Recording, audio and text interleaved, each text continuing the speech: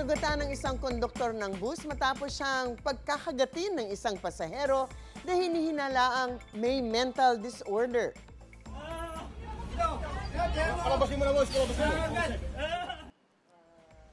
Ayon sa konduktor, nakita niyang inambaan na kakagatin ng pasahero ang isa pang batang pasahero, kaya pumagit na siya at siya ang nakagat. Dagdag pa niya, dati na rin daw nag-trending ang pasahero sa parehas na sitwasyon kung saan nangangagat din ito, kaya nagulpi ng ibang pasahero sa loob ng bus.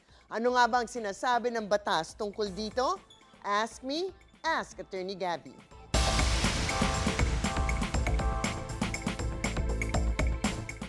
Attorney, in general, ano ba ang sinasabi ng batas sa mga pananakit sa public transportation?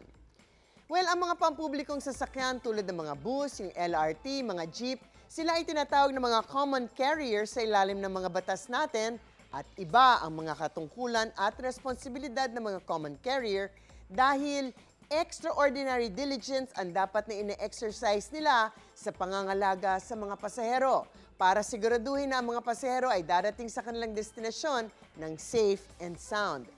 Extraordinary diligence. Take note, hindi lamang ordinary diligence at sobrang extraordinary diligence ang required.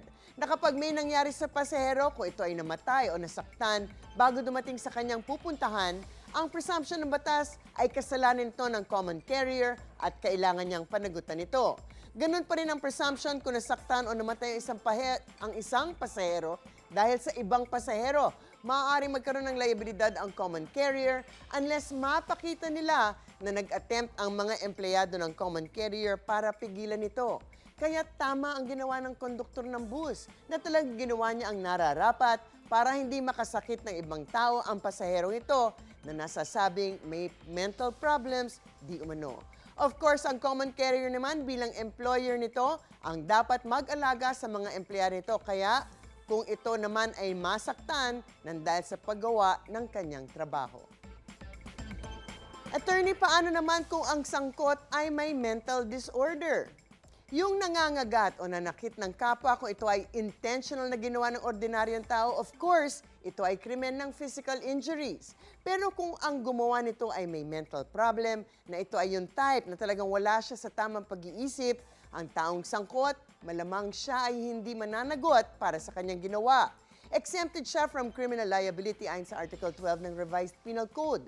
Ang mga wala sa tamang pag-iisip, hindi sila masasabing may criminal intent para makagawa ng isang krimen. In the same way na ang mga batang musmos ay exempted din dahil nga ang sabi ng batas, wala din sila sa tamang pag-iisip pa.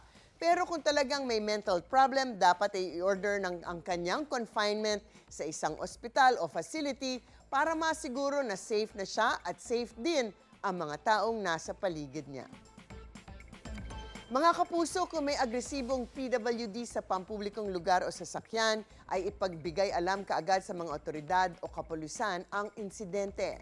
Ayon po yan sa National Council of Disabilities.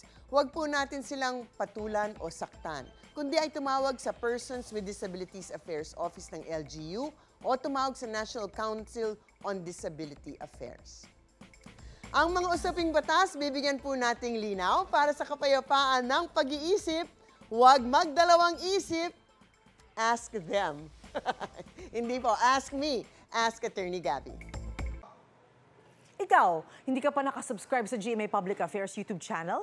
Bakit? Mag-subscribe ka na, dali na, para laging una ka sa mga latest kwento at balita. I-follow mo na rin ang official social media pages ng Unang Hirit. Salamat, Kapuso.